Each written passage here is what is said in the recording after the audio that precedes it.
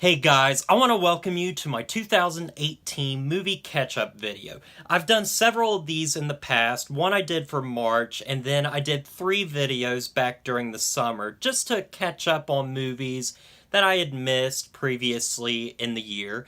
And I'm going to do that again here, except for it's going to be the entire year. Anything I've missed, I'm just going to try to watch because my whole thing is I want to see as many movies as I possibly can within a given year. And there's a bunch of movies that I've missed out on that I wish I'd seen back in the theater or on television or anything. But now I finally get to, and I'm going to document it in this video. Instead of just doing a bunch of videos on so many different movies and making so many different videos, that would be so time consuming. So I thought, why don't I just take all those reviews and condense them down into one or several different videos so that you can get my quick thoughts. They won't go in depth as I would like, but honestly, I just like getting my opinion out there, and so let's get started with my first installment on 2018 movie catch-up.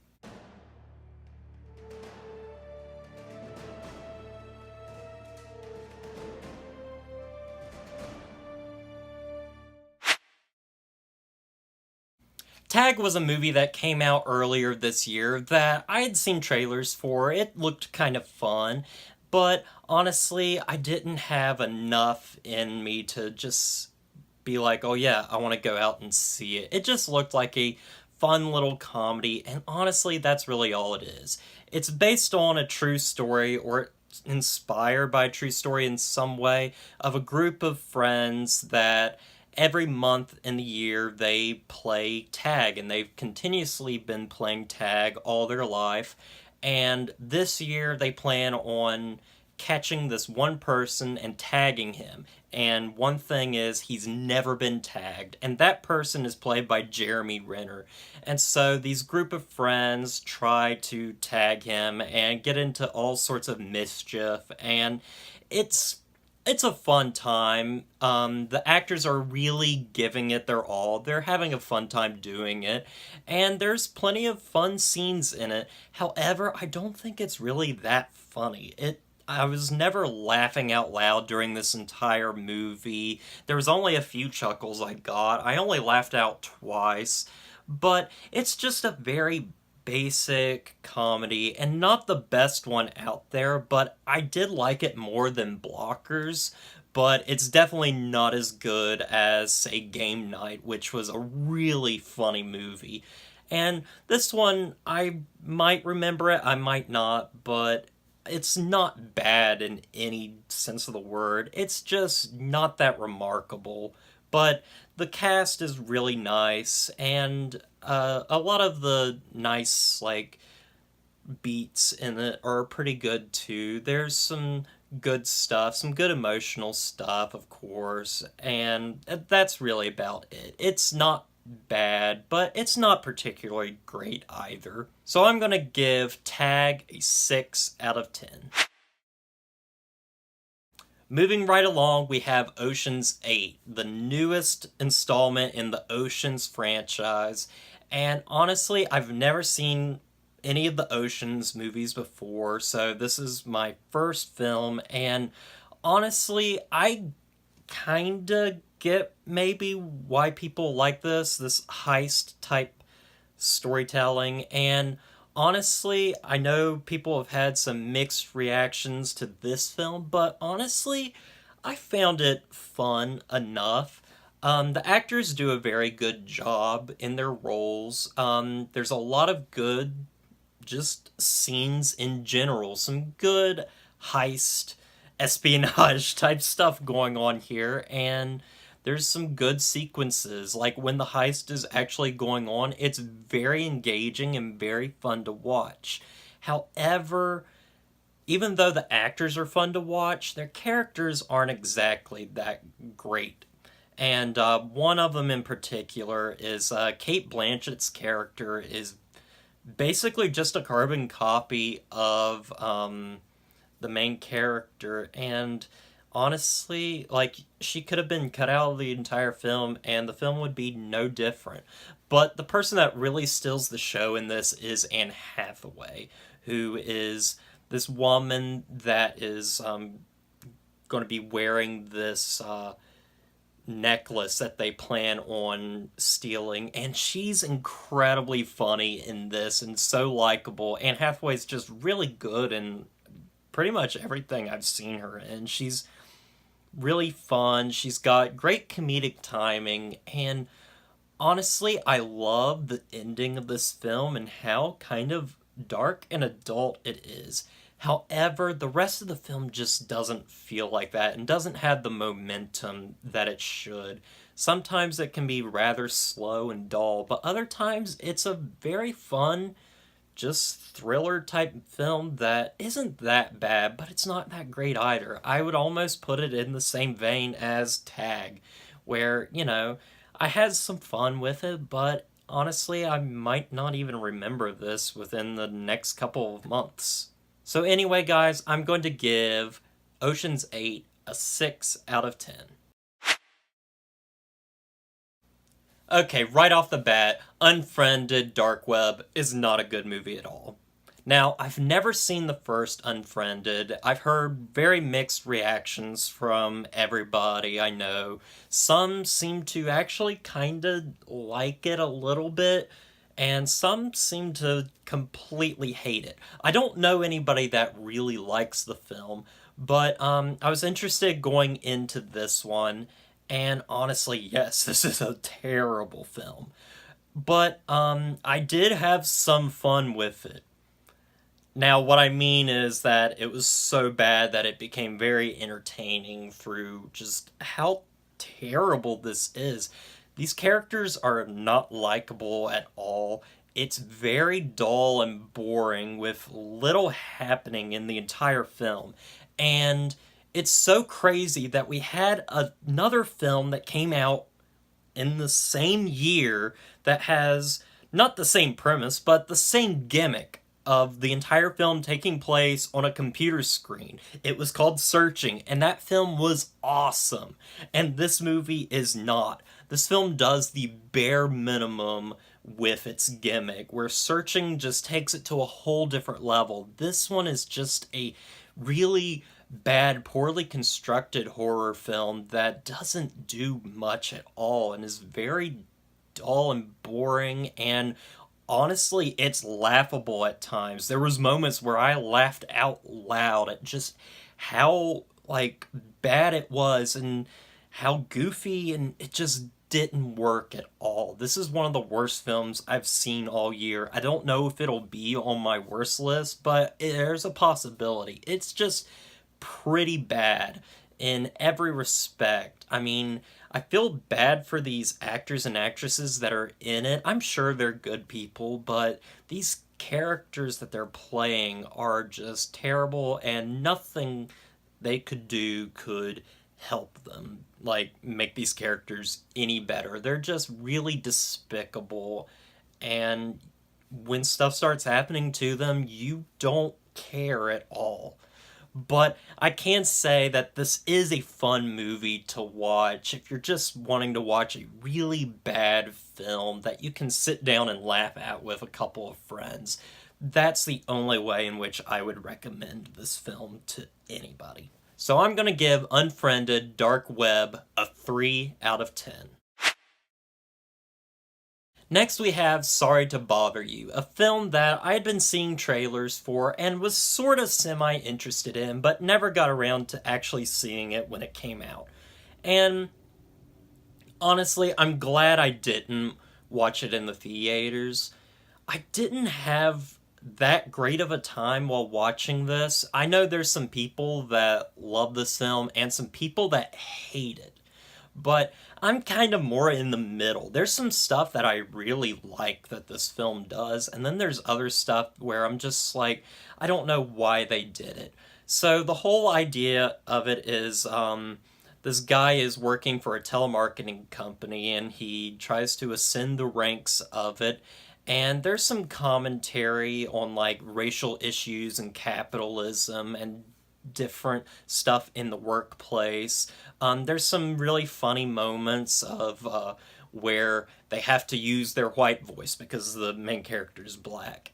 And I mean, it's funny, but it also has this deep underlying commentary about how we view black people and white supremacy. And that stuff's all good and, good intentions, but honestly, the film gets bogged down by so many different issues to tackle that they don't tackle them all in a good and satisfying way.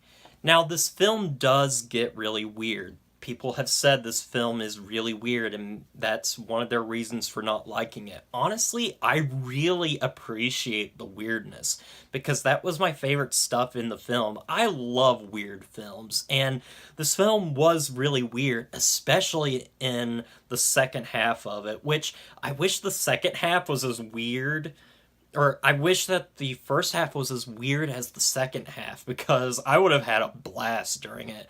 There's some really weird stuff that happens in the second half that I don't want to go into because of spoilers, but it's just really funny to watch, and I do love the dark humor in it. However, I just don't really care, and I can't gravitate towards anybody in the film. There's not really a character I care much for at all, and the commentary just bogs down the film, and you leave it kind of pretty disappointed. I mean, I had some fun in it, but honestly, it wasn't all the time. Sometimes I was pretty bored, and I feel really bad that I didn't like this film when there are some people that really do like it. I wish I was one of them, though. I'm gonna give Sorry to Bother You a 6 out of 10.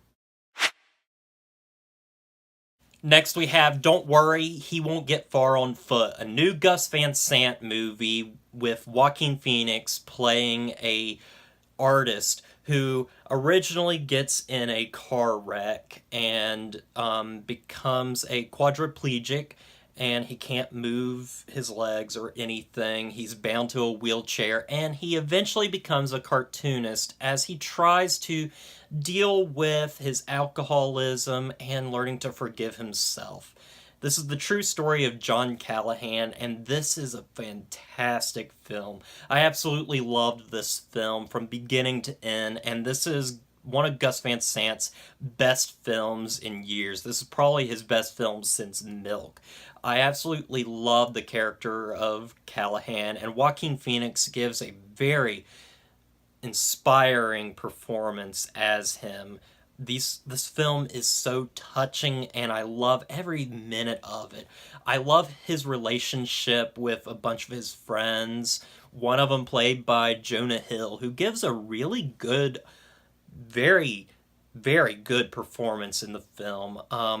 The film just has such a quirkiness to it. It's really funny at times, but it knows when to be heartfelt and pull at your heartstrings. Sometimes, it might be a little melodramatic, but it never bothered me at all. This is just a really human story. And yes, maybe it tries to tug at the heartstrings a little too much, but honestly, I loved it. And I also really loved the very incredible score from Danny Elfman. This is a really good score, and this is just a really good movie about a man trying to move on from tragedy. And I just adore this film, and it's on Amazon. You can buy it there, and I'm just glad I finally got to see this because I had heard about this and heard the good reception it was getting, but I didn't get to see it until now. I'm glad I finally got to see it because this is one of my favorites of the year. So I'm going to give Don't Worry, He Won't Get Far on Foot an 8 out of 10. Next we have Billionaire Boys Club, and this film has a bunch of stuff going on with it. Alright, so the film was made in 2015, and I guess was finished back in 2016, but we didn't get a release of it until now. And a lot of that has to deal with the Kevin Spacey controversy. And yeah, Kevin Spacey is in this film. It's one of the last films he made before all the controversy surrounding him with sexual allegations. And yeah, that makes this viewing experience very weird and very awkward at times. And it's sad that this film is being completely bashed. Like, it has 13 on Rotten Tomatoes. People absolutely hate this film, calling it one of the worst films of the year. And honestly, it's not deserving of that. It's a bad film. But honestly, it has some good stuff about it, I think. Um, Honestly, Ansel Elgort and Taron Egerton are really good in the film, playing the two main characters or two leads through the film, and they do a good job with the material they're given, which of course isn't very good. Also, Kevin Spacey is a standout in it. He is a lot of fun in the role that he's given. Of course, it's not good material, but he does with it what he can. And you gotta commend them all for, just trying to make this as good as they can. However, it's mostly just a very dull film, and it's sad because this is an interesting story. It's, of course, based on a true story about these real rich boys that basically made a Ponzi scheme to get money and live off of all this money. And, it's a very interesting story, but it's done in such a dull way. There's one reviewer that I saw that reviewed this film that said it tries to be like Wolf of Wall Street. And yeah, that's what it tries to be. It tries to be Wolf of Wall Street, but it just is not at all. It doesn't have the writing or the style. There's no style to this film at all. It's just a very basic film and rather dull, but it's not terrible per se. It's just not that good. So I'm going to give Billionaire Boys Club a 5 out of 10. Next, we have Skyscraper, the second big blockbuster rock film that we have with Dwayne "The Rock" Johnson in it. And this one is just as generic and bland as Rampage was. I think this might be a little bit better. I had considerably more fun while watching this film, but that doesn't mean anything. This is pretty much just a generic action film that borrows from other action films of its kind, specifically Die Hard, The Towering Inferno, and other films like that. It's just The Rock doing what The Rock does best, being an action star, saving the day from terrorists, and honestly, the only thing this film has going for it is a very charismatic performance by Dwayne Johnson himself, and he carries the film all right, but the film is just so bland and dull at times. But it does have some heart to it. It has some fun scenes with The Rock, but it's so forgettable and just not very good at all. But I can say it's better than Rampage, but that's really not saying much. It's just a bland action film that I'm really gonna forget. And in fact, I'm kind of having trouble remembering some of the stuff that happened in the film. So that just goes to show you what this film is like. So yeah, that's all I got to say about that. I'm gonna give Skyscraper a 5 out of 10. Next, we have one of the most controversial films that has come out this year, The House That Jack Built, the new Lars von Trier movie starring Matt Dillon. And I have friends that have watched this film and absolutely hate it. Like, calling it one of the worst films they have ever seen, one of the worst films of the year. And, of course, the ratings on like Rotten Tomatoes and other websites really show a split in this film. This film has been getting praise and just being, crapped on.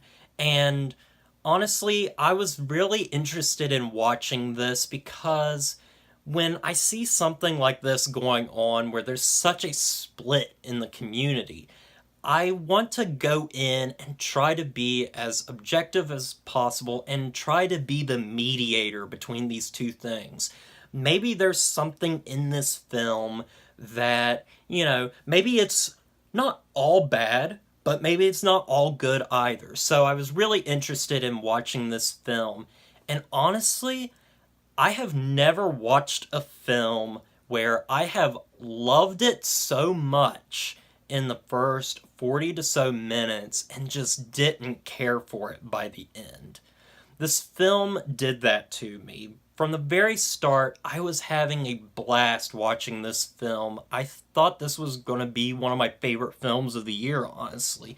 And then by the end of it, I just didn't care. It just wasn't as good as that first 40 to an hour long. So the story follows this guy named Jack, who is a serial killer, and it tells his story through a bunch of different incidents where he ends up killing somebody. And all through this, he is talking to somebody in his head named Verge, who has a conscience of his own and talks to him. And oftentimes they talk about art, the state of the world, and different things like that. And honestly, sometimes it can be very tedious. So I'll go into what I loved about this film. Honestly, I love what they were going for in the first 40 minutes. Matt Dillon gives an incredible performance. He is very good in this film, and this is one of the best performances I've seen from him. He is very dedicated to this role and really makes me uncomfortable when watching it. It's a very haunting performance. And also, I love the darkness in this. Okay, some people have been bashing the extreme violence in the film. I don't have a problem with it just because of what the story is trying to show. Much like with a movie such as Passion of the Christ, which idea is to show the suffering of Jesus. That's the point of the film. This film is trying to show the violence that this man is going through, what he's doing, and I don't have a problem with it. Sometimes it is very gruesome. Sometimes it is hard to watch, but honestly, I'm fine with it. Now, I understand why some people will not like this at all and just completely not be on board for it, and I get that, but I didn't have a problem with it. Also, I really liked the cinematography in the film. There are scenes in this film that are absolutely shot gorgeously, especially the last 20 minutes. There is one shot in this film that I don't want to go into spoilers too much, but I probably will. But at the very end of this movie, they perform this shot that is a callback to Dante's Inferno. In fact, when I was watching it, I was like, this looks like Dante's Inferno almost. And in fact, it was. It was mimicking a painting, and it's a beautiful painting. I also love just the very ending of the film in general. But I love the performance of Matt Dillon. I love what Lars von Trier was going for.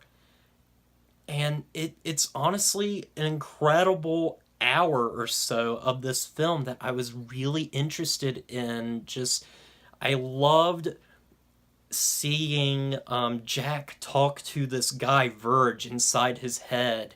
And I love the whole idea that they discuss art in this film.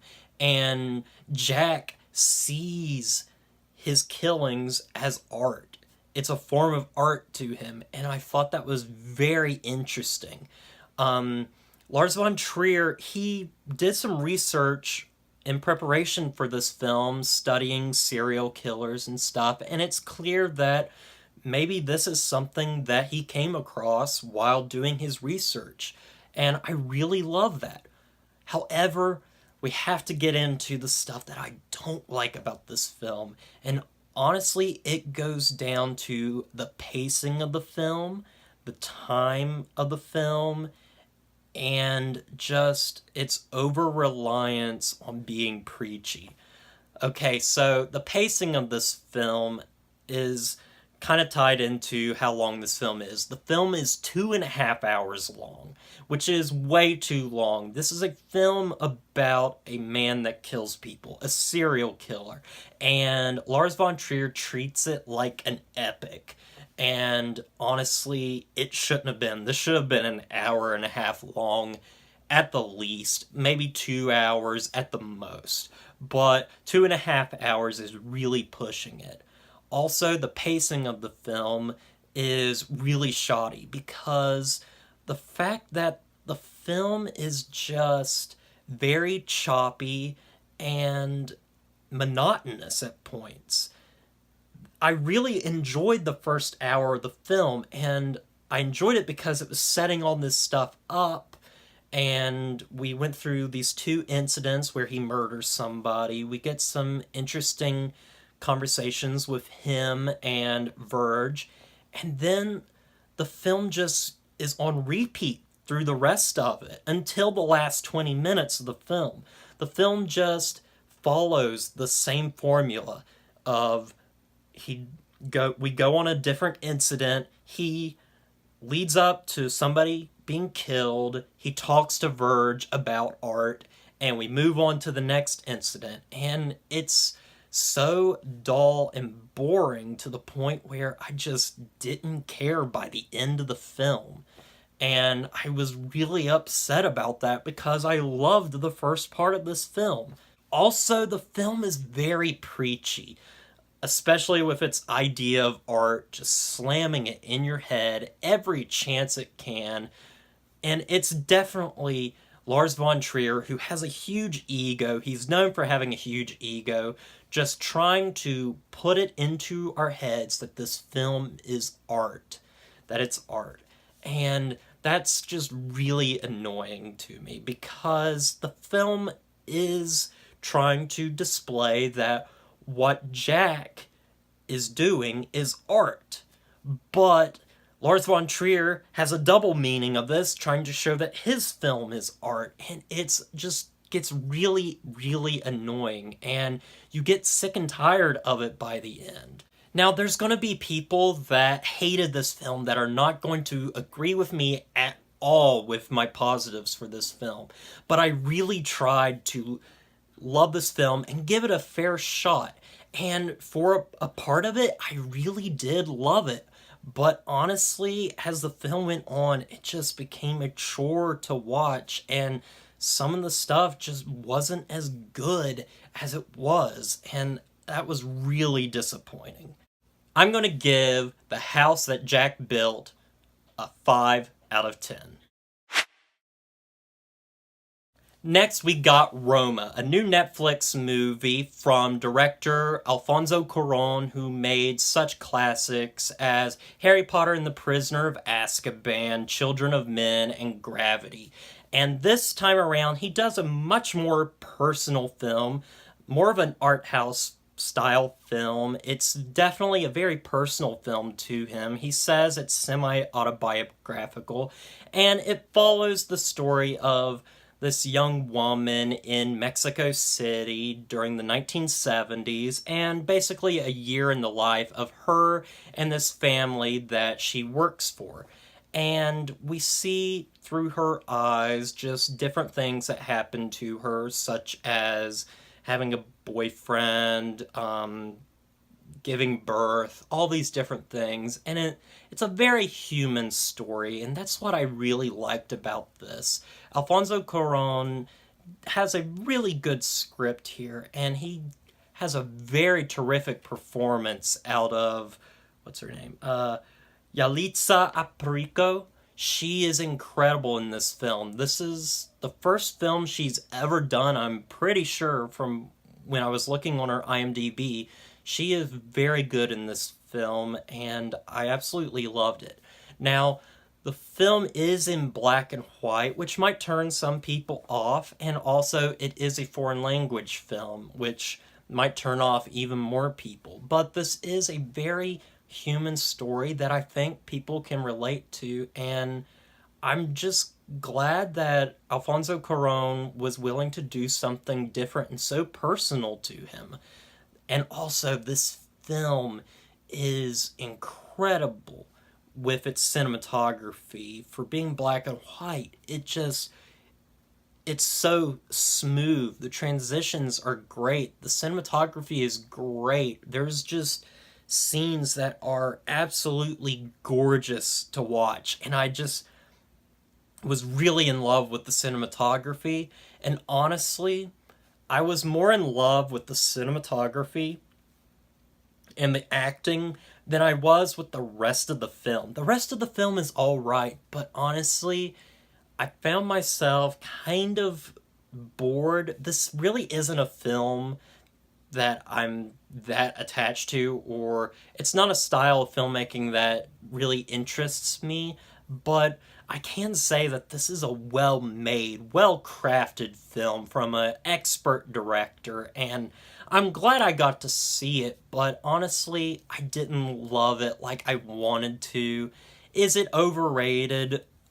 I'm not going to say that because it's very clear that there are some people, and a lot of people, that really do love this film, and I'm glad for them. I do like this film, though, and it is a really good film overall. I'm going to give Roma a 7 out of 10.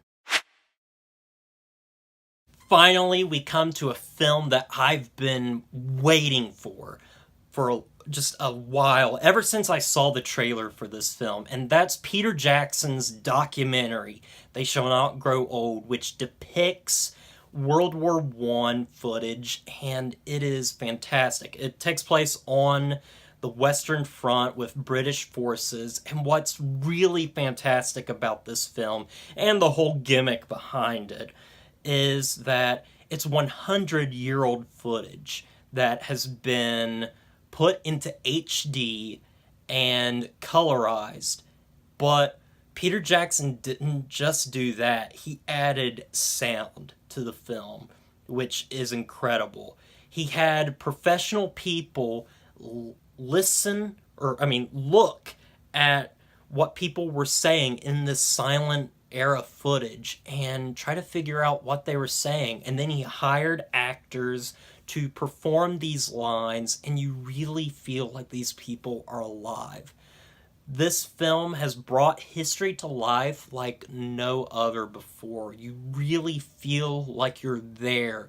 He has given these people that had no voice in this footage. He has finally given them a voice, and this is incredible work. Peter Jackson was given 100 hours worth of this type of footage, and he did this to everything. I don't know if he did the lip reading thing with this, but he definitely colorized and HDified all the rest of the footage, which is a fantastic job. And what he did with this film, he just condensed a bunch of stuff into 99 minutes, and it's incredible to watch. This is one of the best documentaries to watch this year, and it's sad that this is only coming out as a Fathom event. It only had 2 showings tonight, and it's going to be shown again on December 27th with possibly 2 showings. So if you haven't seen this film, then I say go out and see it on the 27th, because this is great. Just something really different, and just it chills you to your bone.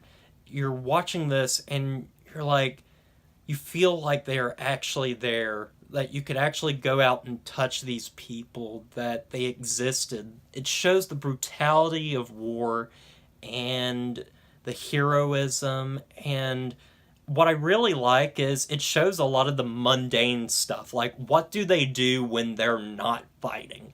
And that's really something special. I absolutely loved this documentary. It's one of my favorites of the year, and it's something that I'm probably going to remember. Peter Jackson has done a terrific job bringing history to life in a new and interesting way. I'm going to give They Shall Not Grow Old a 9 out of 10. And guys, that's all I have for you today for my 2018 movie catch-up video. I plan on doing several more of these. One of them I plan on doing with my friend Courtney when we watch a couple of movies together. This was a lot of fun, and even though I didn't love every movie that I've reviewed right now, I still just love watching movies, and I like adding movies to my list of movies that I've seen. Hopefully you've seen these movies and maybe you've thought the same way as me, or maybe not at all. Maybe you hated all these movies, maybe you loved them all, maybe you were on the same page as me, or maybe not at all. Who knows? But anyway, guys, that's all I've got to say for now. So as always, don't forget to like, comment, and subscribe to the channel, and I'll see you guys in the next review.